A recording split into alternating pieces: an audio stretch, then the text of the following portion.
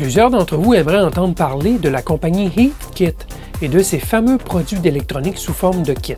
Faisons donc un peu d'histoire aujourd'hui.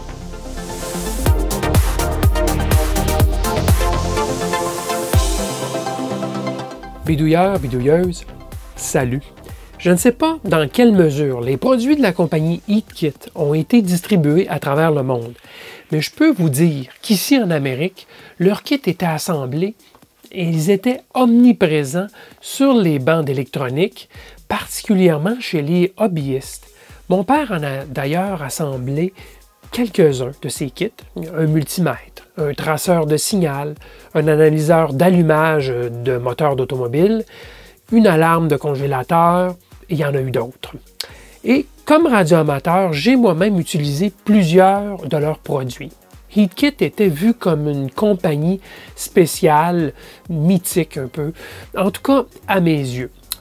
Pour illustrer le tout, je vais parcourir et commenter des catalogues produits Heathkit avec vous aujourd'hui, un peu comme je l'avais fait avec les catalogues de Tandy Radio Shack.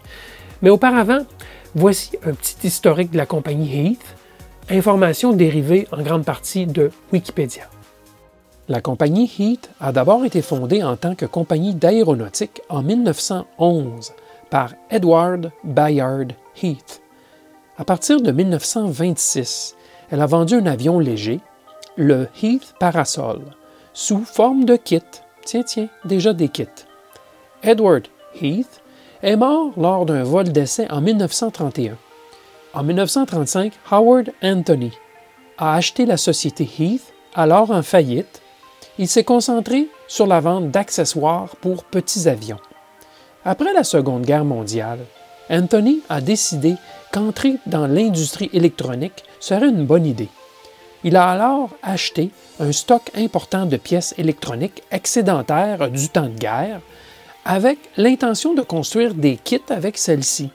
En 1947, Heath a présenté son premier kit électronique, l'oscilloscope O1, avec écran à tube cathodique de 13 cm de diamètre, qui s'est vendu 39,50 $. Le prix était imbattable à l'époque et l'oscilloscope a continué d'être un gros vendeur pendant plusieurs années. Après le succès du kit d'oscilloscope, Heath a continué à produire des dizaines d'autres produits en kit. Les Heathkit, comme on les appelait, ont eu une influence sur la formation de 2 générations d'amateurs d'électronique.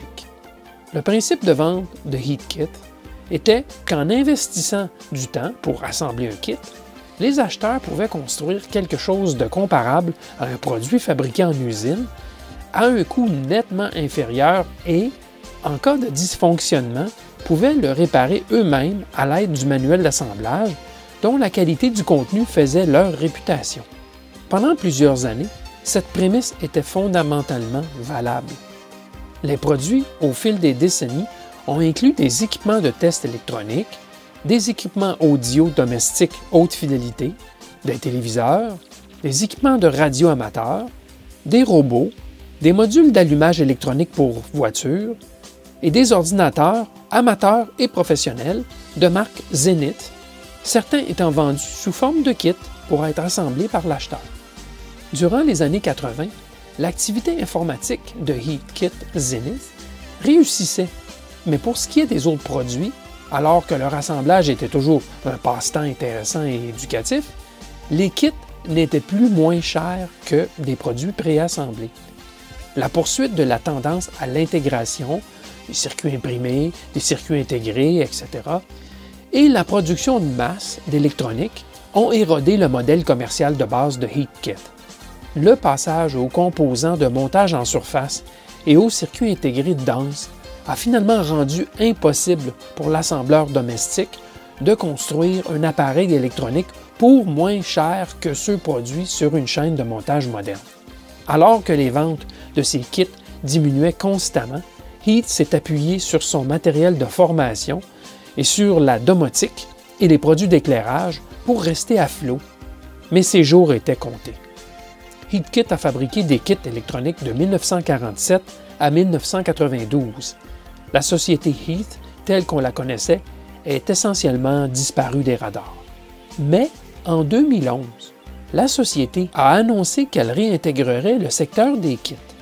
Aujourd'hui, HeatKit dispose d'un site web proposant des produits, des services, quelques kits vintage et des pièces de rechange. Mais ce n'est malheureusement que l'ombre de la société HeatKit du passé. Vous aurez évidemment déduit qu'HeatKit, c'est une compagnie solidement américaine, mais HeatKit avait une branche canadienne, c'est-à-dire ils vendaient en dollars canadiens et ils avaient des emplacements. Il y en avait 8 au Canada. Vancouver, Calgary, Edmonton, Winnipeg, Mississauga, Ottawa, Montréal et Halifax. Donc, on pouvait visiter ces centres et voir les produits qui étaient disponibles, certains assemblés. On pouvait acheter des kits, certainement pas tous. Et on pouvait aussi faire réparer nos appareils, ceux qu'on n'arrivait pas à faire fonctionner une fois assemblés. Ils avaient un centre de réparation à tous ces endroits. Donc, c'était une compagnie qui offrait pignon sur rue jusqu'à un certain point pour aider les clients qui avaient des difficultés à faire fonctionner leur kit ou même faire de la livraison. Bien sûr, on pouvait toujours commander par la poste et c'était la première méthode initiale au début. Par la suite, c'est devenu par téléphone. Bien sûr, on signalait un numéro sans frais et on pouvait commander, faire livrer à la maison. Alors, ça, c'est la branche canadienne, catalogue de la branche canadienne. Branche canadienne qui est visiblement disparue. Je vais vous montrer le catalogue du début des années 90 et ça n'existe plus, la branche canadienne. Alors, ça, c'est le Hero 1, qui était leur robot. Ils ont essayé de le vendre assez cher. Je ne sais pas combien ils en ont vendu. On va voir à l'intérieur. Mais c'était effectivement sur un microprocesseur 8 bits. Et on faisait la programmation pour le faire déplacer, faire bouger le bras, la pince, ainsi de suite. Alors, version canadienne avec la petite feuille d'érable. Alors, j'ai mis quelques onglets pour vous montrer quelques petites choses. Évidemment, on ne passera pas à travers le catalogue au complet, il y en a beaucoup trop. Page 2, les ordinateurs tout de suite. Ça vous montre comment, au début des années 80, parce que celui-ci, c'est bien de 1983, le catalogue, ça nous montre comment les ordis avaient pris la place, une grosse place chez HeatKit, au détriment des kits, bien sûr, comme je vous l'ai expliqué dans l'introduction. Alors, on avait des ordinateurs ici, en 83, 16 bits, 8 bits. Bon, alors, on utilisait des processeurs connus en général, un 8085 ici, avec des floppies. Ça ressemble beaucoup à ce que Tandy Radio Shack offrait avec leur modèle 1, par exemple. Okay, c'est ce genre d'ordinateur. Je ne crois pas que c'était IBM compatible en 83, mais bon, ça vous donne déjà une bonne idée de ce qui se passait à l'époque. On mettait beaucoup l'emphase avec des pages en couleur parce que tout le catalogue n'est pas en couleur. On vendait aussi des terminaux. Il était possible d'acheter des ordinateurs, mais aussi des simples terminaux, donc RS-232, qu'on pouvait connecter sur un ordinateur qui n'avait pas d'écran et de clavier. Et on avait les périphériques, bien sûr, dont les fameux modems où on insérait le combiné carrément sur le dessus de cette petite boîte et par couplage audio, on pouvait utiliser le téléphone pour transmettre des données. Ici, ça ne devait pas aller vite. Probablement, c'est Bell 103, donc c'est 300. Est-ce que c'est 300 bits par seconde? Je crois que oui. Ça nous donne quand même une bonne idée. On peut bien sûr avoir un modem traditionnel, une petite boîte. Donc, connecter, se brancher par une ligne téléphonique à des serveurs, des babillards et ainsi de suite. Internet n'existait pas, bien sûr, à l'époque. Alors, l'autre chose à mentionner, c'est qu'ils vendaient des imprimantes, mais, encore une fois, HeatKit avait cette stratégie à 3 têtes. 1, des produits HeatKit d'origine. 2, des produits d'une tierce partie, mais renommés HeatKit. Et 3, des produits carrément d'une tierce partie qu'on ne renomme pas. Vous avez un exemple ici, des imprimantes comme la MX80 de Epson. C'est bien marqué Epson. Alors ici, on offrait des produits d'une autre marque pour complémenter la gamme de produits de HeatKit. Parfois, on renommait à HeatKit aussi. Petite note intéressante pour les clients francophones, puisque c'est un catalogue anglophone. C'était bien sûr le catalogue américain qui était remassagé avec des prix canadiens. Et donc, on a mis une petite insertion ici disant à nos clients de Montréal qu'il y avait une boutique sur la rue Sauvé à Montréal où on pouvait bien sûr, comme je vous l'ai mentionné, trouver des pièces de rechange, faire des réparations, voir la ligne complète des produits HeatKit fonctionnels démontrés. Et donc, bien sûr, on pouvait visiter et acheter sur place. J'imagine qu'on ne pouvait pas tout acheter. Quand même, il ne faut pas exagérer. L'entrepôt HeatKit devait être beaucoup plus grand que cela. Il y a des milliers de produits à vendre. Mais quand même, on nous mettait une petite attention francophone ici pour les gens de Montréal, bien que le catalogue entier soit en anglais. Alors, je vous l'ai mentionné, longtemps on pouvait commander par la poste finalement, mais on nous a mis un tampon au travers disant appelez plutôt au numéro sans frais 1-800 pour placer la commande. Ils ne voulaient pas faire ça par la poste, j'imagine que ça prenait trop de temps. Mais quand même, il y avait toujours l'insertion qui était dans le catalogue. Hein? Dur de comprendre pourquoi.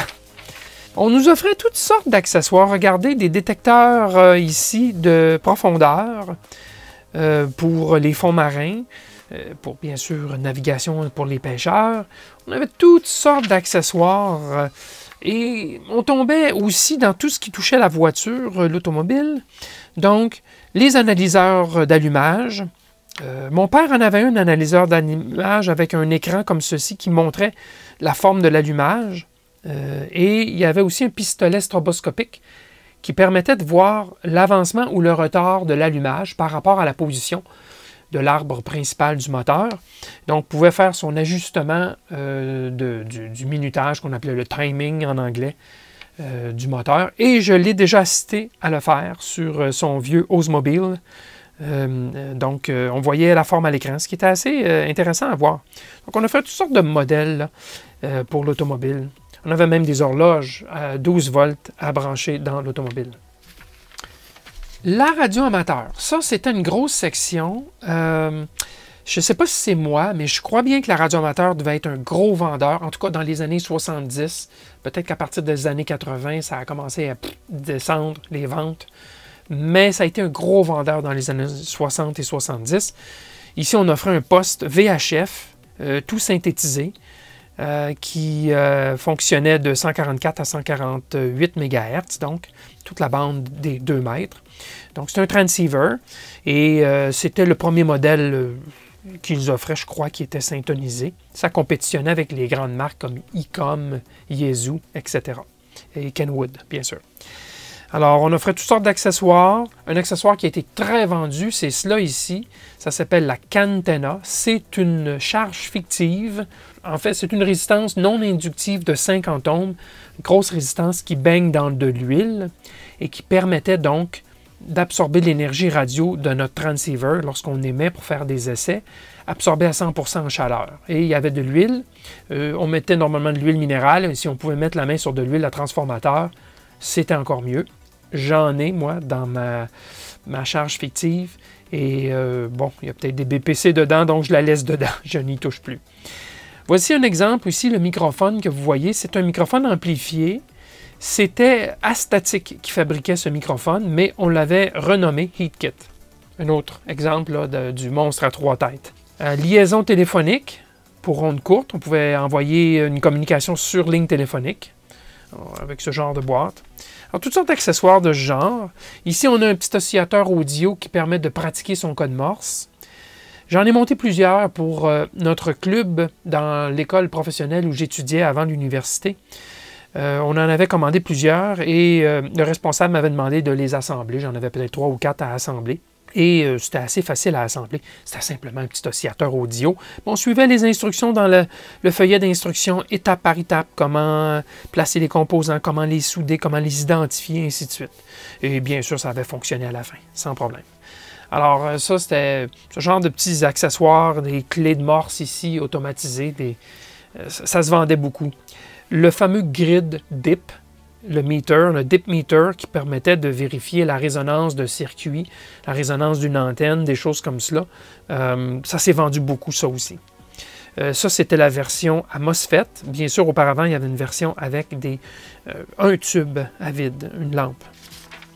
Dans les émetteurs-récepteurs ondes courtes, ils ont eu une ligne très populaire qui était une ligne à basse puissance, donc on appelle QRP en langage courant radio amateur. Ça ici, c'est le HW8, mais il a existé le HW7 et le HW9. Il a peut-être existé le HW6 aussi, j'en suis pas certain, je suis trop jeune. J'ai possédé un HW7. Alors, c'était un transceiver à 3 bandes qui sortait en termes de puissance d'émission, 2-3 watts maximum. Mais avec un émetteur très similaire à celui-ci, j'ai pu communiquer avec mon ami radioamateur qui était ici au Québec, alors que moi j'étais sur la côte est des États-Unis, en Caroline du Sud. J'ai pu prendre des contacts. C'est un émetteur code Morse. On ne pouvait pas parler avec cet émetteur. Hein. C'était émetteur-récepteur en Morse seulement. J'avais pris des bons petits contacts radio avec lui, avec une petite antenne sur la bande des 20 mètres, une antenne qu'on appelle un V inversé. Alors, très intéressant, ça se vendait dans l'usager, dans l'occasion, beaucoup moins cher que cela, bien sûr. Et c'était des kits. Lorsqu'on voit kit, c'est écrit sur les numéros de modèle, kit, ça s'assemblait. Mais là, le monstre à 3 têtes, il y avait aussi monstre à 2 têtes qui l'accompagnait. C'était soit tout assemblé, soit en kit. Alors, il fallait bien lire comme il faut, comme ce radio aussi, qui était leur version la plus moderne qu'ils ont faite des radios. C'est un poste radio synthétisé, avec affichage numérique, mémoire et ainsi de suite. C'était bien sûr, je le crois bien, en partie assemblée, là, la partie microprocesseur et ainsi de suite. Là. Mais c'était quand même un kit. Et je vendais ce kit 1000 $. Mais 1000 $, c'était pas si cher à l'époque. Je vous le dis, bien sûr, il y a des dizaines d'heures de travail pour assembler un tel poste. Mais quand même, c'était raisonnable comme prix pour le kit. Regardez ici, je vous montre un modèle plus cher. C'était leur SS9000. C'est un modèle beaucoup plus avancé que celui que vous venez de voir, le 5400. Celui-ci se vendait 4000 $. Alors, c'était quelque chose de très, très cher à ce moment-ci. Bien sûr, il y avait beaucoup plus de caractéristiques. Il va émettre avec plus de puissance et ainsi de suite.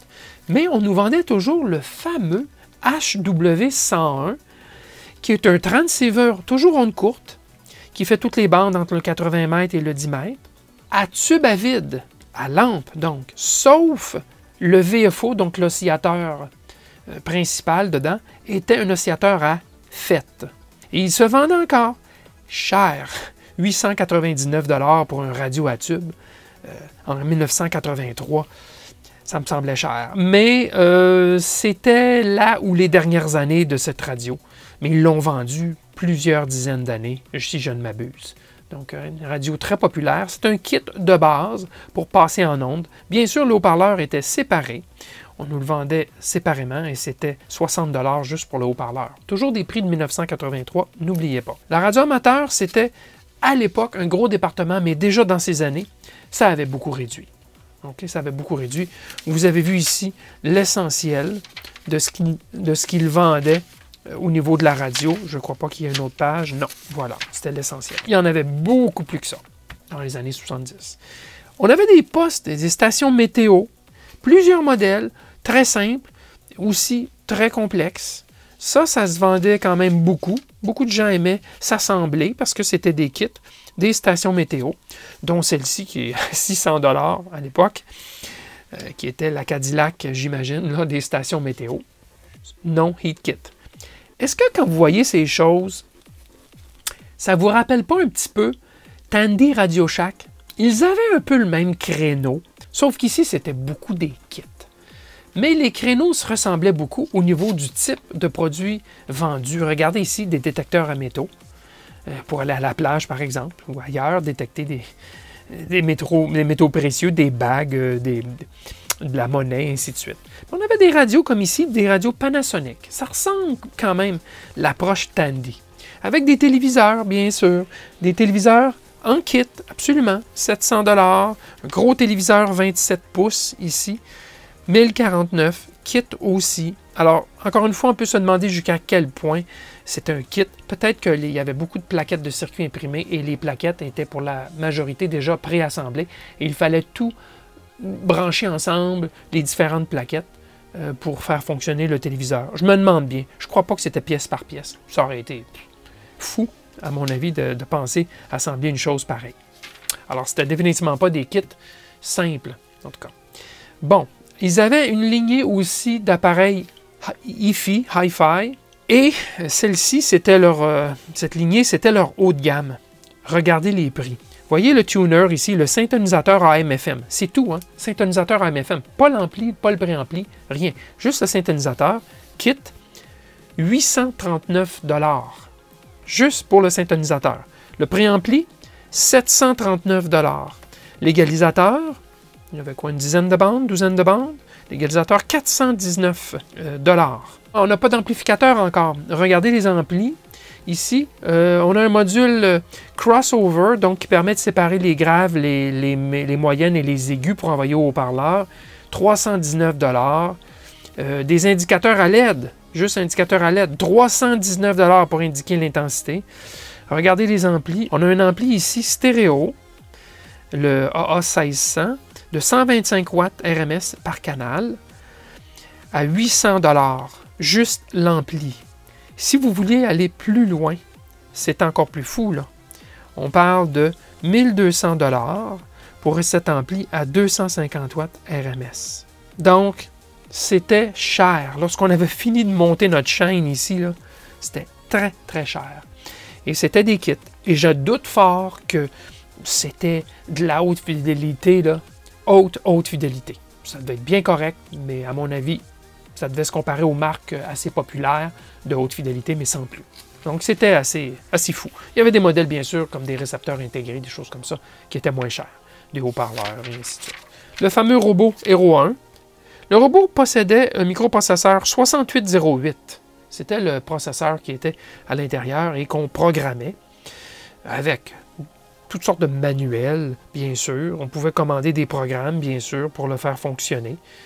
Alors ça, c'était, j'imagine, un assez bon vendeur pour eux. Et la grande branche qui a beaucoup sauvé la compagnie pour les dernières peut-être 10 années, c'est la branche formation, cours en électronique, cours en informatique, et ainsi de suite. C'est page après page après page de cours d'électronique avec des plateformes de test, comme vous avez vu durant le diaporama de présentation de l'entreprise. Il y en avait plein de cela. C'était pas donné, hein?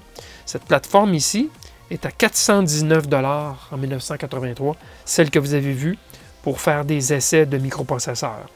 Alors, c'était vraiment pas donné. En général, les prix de HeatKit, c'était assez cher, en général. Alors, envoyez-vous de la formation, il y en a des pleines pages.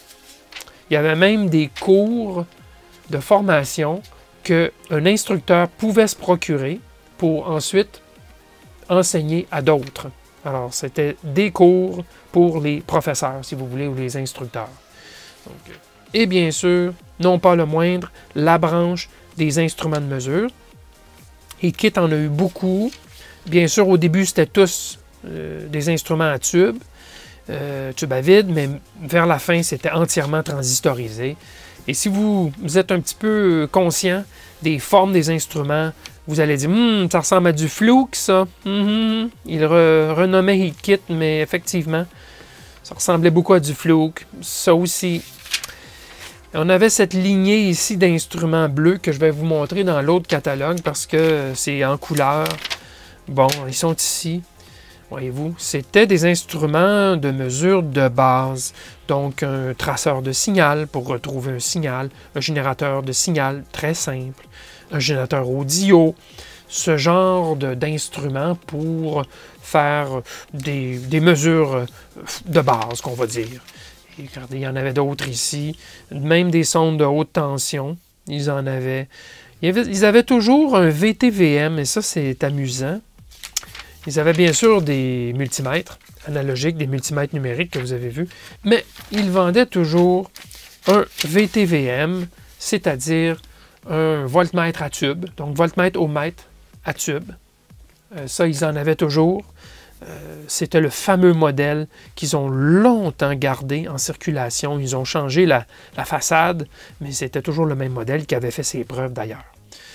Alors, des blocs d'alimentation, tiens, presque 2 pages de blocs d'alimentation. Des oscilloscopes, ils en avaient différents modèles. Ce n'étaient pas des oscilloscopes de grande qualité. Il faut le dire, c'était bien de l'entrée de gamme. En fait, tous leurs instruments de mesure, c'était de l'entrée de gamme. On va se le dire vraiment. Ce n'était pas de la grande classe, mais pour l'amateur, ça fonctionnait quand même correctement. avec un oscilloscope qui était peut-être un petit peu de meilleure qualité ici, jusqu'à 35 MHz, donc ça semblait quand même être un peu mieux. Alors ça, c'est ce que je voulais montrer dans ce catalogue ici. Je vais vous montrer maintenant le catalogue rapidement de 1990, si je ne m'abuse. Oui, 1990, HeatKit aux États-Unis. Ce n'est pas le catalogue canadien, je crois que la branche canadienne était disparue complètement. Et là, on est dans les dernières années, vous vous rappelez, faillite en 1993, ou en tout cas dissolution en 1993. Donc, on est dans les dernières années où on dit que des nouveaux produits, puis on est tout fiers d'annoncer le catalogue de 90, mais en réalité, ça tirait à sa fin. Regardez les téléviseurs qu'on nous vendait ici. C'était de la grosse quincaillerie en 1990. Encore une fois, sous forme de kit, 849, des télécouleurs. Donc, moi, comme je vous expliquais précédemment, à mon avis, il y avait des pré-assemblages là-dedans. Alors ça, de la télé, il y en a eu beaucoup. Et on nous les présentait dans les premières pages. J'imagine parce que ça se vendait très cher et que les gens... donc, c'était donc payant pour l'entreprise. Ou bien qu'il y avait trop de stock et ils voulaient s'en départir. Regardez, ils vendaient... On est à la fin ici, là, des caméscopes. C'est pas des kits, là. C'est des caméscopes tout assemblés, bien sûr. Un enregistreur vidéocassette tout assemblé. C'était du Zenith. Pourquoi du Zenith? Ben parce que HeatKit appartenait à Zenith à partir de 1980 ou 81, je ne sais trop. Là. Les ordinateurs d'ailleurs qu'ils vendaient, c'était du Zenith. Alors du produit Zenith, ils en avaient plus. Ils avaient du X10, donc les modules de télécommande pour lampes, appareils électriques et ainsi de suite. Ça s'est vendu tout comme Tandy Radio Shack en a vendu. Ils en avaient eux aussi. Et ils avaient des petits kits, mais là, c'était vraiment rendu vers la fin, là, des petits kits juniors pour apprendre à faire de la soudure, là, un bruit de criquet, un métronome, ce genre de petits kits avec des petites boîtes. Alors ça se vendait beaucoup. Et ce genre de boîte comme ça, un intercom. Mon père avait une boîte identique à ceci, mais c'était une alarme de congélateur. Si jamais le congélateur se réchauffait, l'alarme sonnait pour ne pas perdre sa nourriture. Alors, ici, on nous offrait de beaux produits dans des pages en couleur, bien sûr. Alors, je m'en vais ici, tout à fait, à la section radio-amateur. Il n'y restait pratiquement plus rien. Le seul transceiver onde courte qui restait, c'était ceci. Et si vous connaissez les transceivers des années 80, vous allez dire « Ah, c'était un transceiver Yaesu qui a été renommé HeatKit. » Absolument. C'était l'allure Yaesu. Alors, c'était tout assemblé, bien sûr. Ça ne se vendait pas en kit.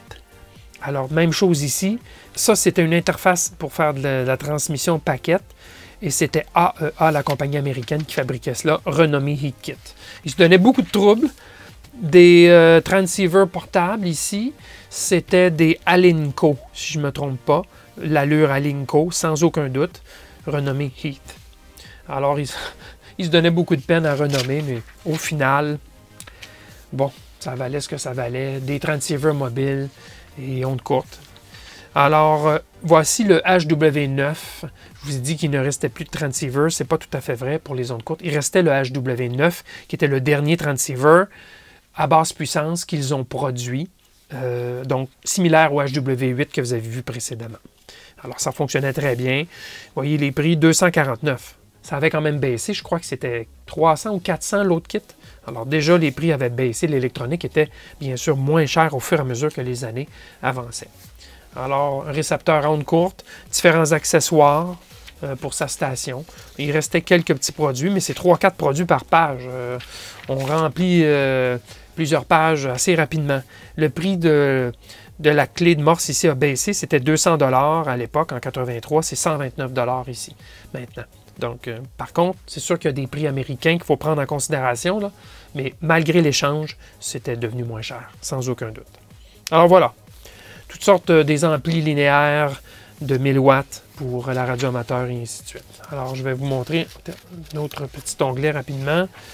Des ordis, des portables, ça, ils en avaient.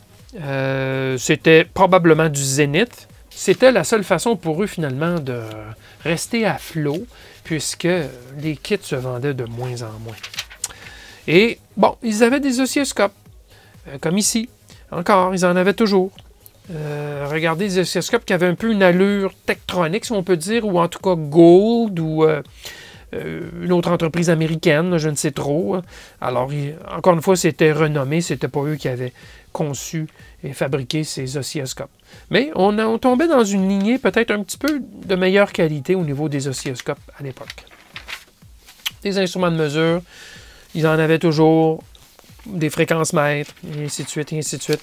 Ça vous dit quelque chose? Mais oui.